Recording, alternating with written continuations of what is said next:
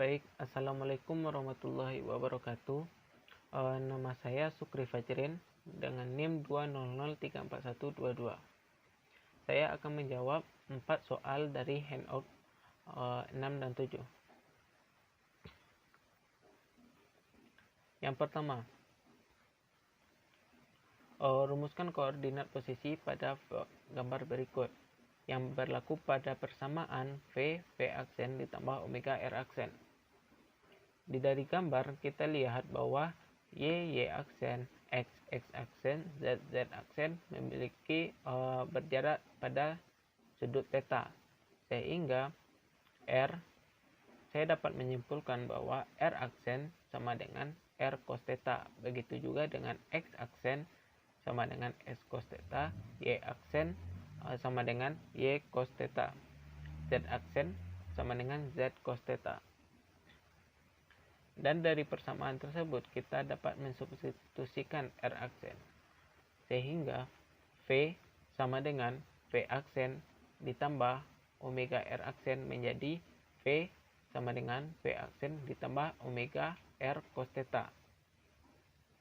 yang dimana R-nya itu kita pindah ruaskan, yang dimana R-nya kita dapat rumuskan menjadi V dikurang V aksen ditambah E per omega cos theta,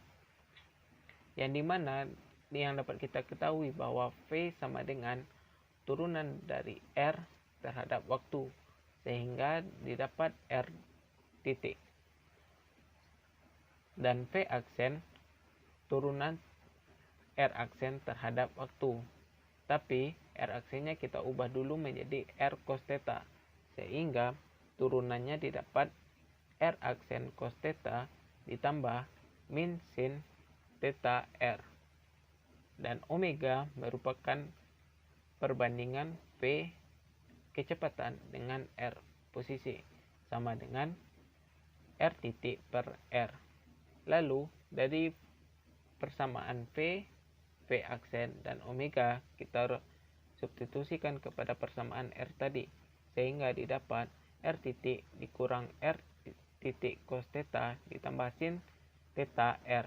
per R titik per R cos theta.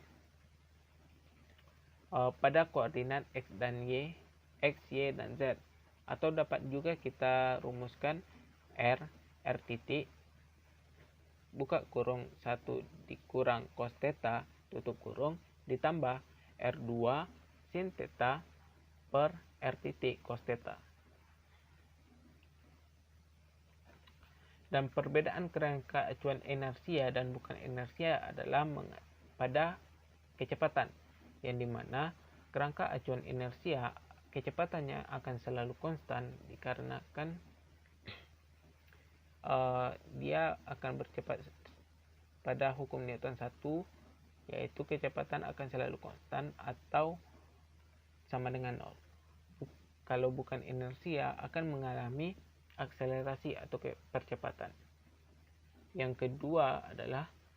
rumuskan posisi pusat massa dinamika sistem partikel. Sebuah sistem terdiri dari 3 partikel masing-masing unit M1, M2, dan M3, yang kita ketahui bahwa M1 ditambah M2 tambah M3 dikali R itu merupakan pusat massanya, sama dengan M1 R1 ditambah M2 R2 ditambah M3 R3, yang dimana M1, M2, M3 itu kita dapat rumuskan menjadi M besar atau total massanya, sehingga didapat yaitu sigma M1 R1 sigma MK RK atau MI RI, yang dimana M-nya kita pindah ruas dipindahkan menjadi R1 per M sigma MI RI. Jika menggunakan arah pada ini, berarti R1 2I ditambah 4J tambah 3K, R2 sama dengan I ditambah 2J tambah 3K, R3 sama dengan 5I 2J ditambah 3K. Pada posisi X kita dapat merumuskan R menjadi X pada rumusan di atas, jadinya 1 per M besar sigma MI XI yang dimana I-nya itu dimulai dari 1, jumlah partikelnya ada 3, sehingga didapat 2M1 ditambah M2 ditambah 5M3 pada vektor per massa total pada vektor satuan I, dan Y sama dengan 4M1 ditambah 2M2 ditambah 2M3 per massa total pada vektor satuan Y, dan Z juga didapat 1 per M total dikali 3M1 ditambah 3M2 ditambah 3M3, yang dimana 3-nya dapat kita ambil, lalu tinggal M1, M2, M3 merupakan juga M total, M-nya dapat dicoret sehingga Z sama dengan 3K. Maka posisinya pusat massa adalah 2M1 ditambah M2 ditambah 5M3 per M besar pada vektor satuan I, ditambah 4M1 ditambah 2M2 ditambah 2M3 per M besar pada vektor satuan J, dan ditambah 3 pada vektor satuan K.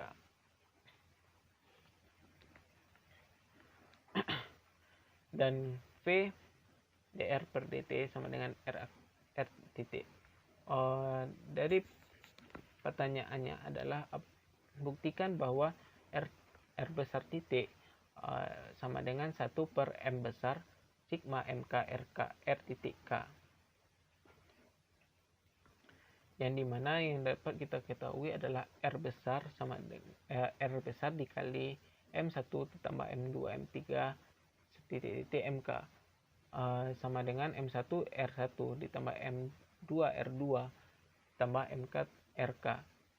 yang dapat kita rumuskan bahwa jaraknya vektor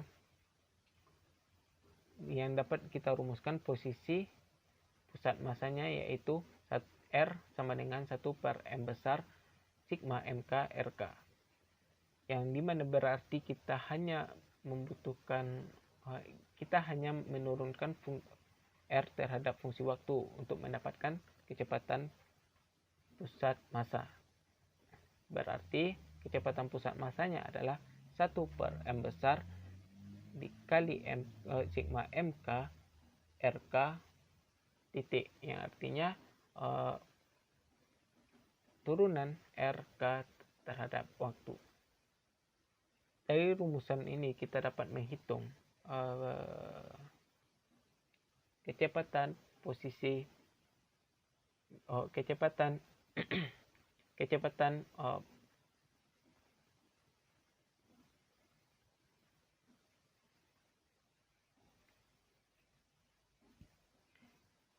yang dimana kecepatan pada sumbu X yaitu 1 per M besar dikali sigma MK Fxk, kecepatan pada sumbu X, sehingga didapat M1 ditambah 3M2 ditambah 2M3, dan V-nya kita dapat 2M1 ditambah 2M2 ditambah M3, dan VZ-nya kita dapat 2M1 ditambah M2 ditambah 2M3, dan yang Vx, Vy, dan Vz itu per satuan massa total, sehingga didapat kecepatan pusat massa didapat M1 ditambah 3M2 ditambah 2M3 pada vektor satuan I ditambah 2M1 ditambah 2M2 ditambah M3 vektor satuan J ditambah 2M1 ditambah M2 ditambah 2M3 vektor satuan K per massa total. Dan tunjukkan bahwa energi kinetik dua sistem yaitu setengah buka kurung mv kuadrat ditambah mikro v kuadrat, yang dimana yang awalnya kita dapat energi kinetiknya adalah integral dari mv sehingga didapat setengah mv kuadrat. Pada sistem dua partikel otomatis EK-nya disigmakan atau ditambahkan, dijumlahkan, sehingga energi kinetik pada energi kinetiknya adalah sigma setengah M N Vn kuadrat, sehingga didapat setengah M1 V kuadrat tambah setengah M2 V kuadrat ditambah setengah mikro V kuadrat. Yang dimana kita sisihkan M1 dan M2, setengah M1 ditambah M2 V kuadrat ditambah mikro V kuadrat, sehingga dapat kita simpulkan setengah M1 M2 itu adalah M besar, dimana setengah M besar V kuadrat ditambah mikro V kuadrat, berarti terbukti. Atau kita dapat juga mensisihkan V kuadratnya sehingga didapat setengah V kuadrat M besar ditambah mikro. Baik, itu presentasi dari saya mengenai soal pada handout 67. Jika ada kesalahan mohon dimaafkan. Assalamualaikum warahmatullahi wabarakatuh.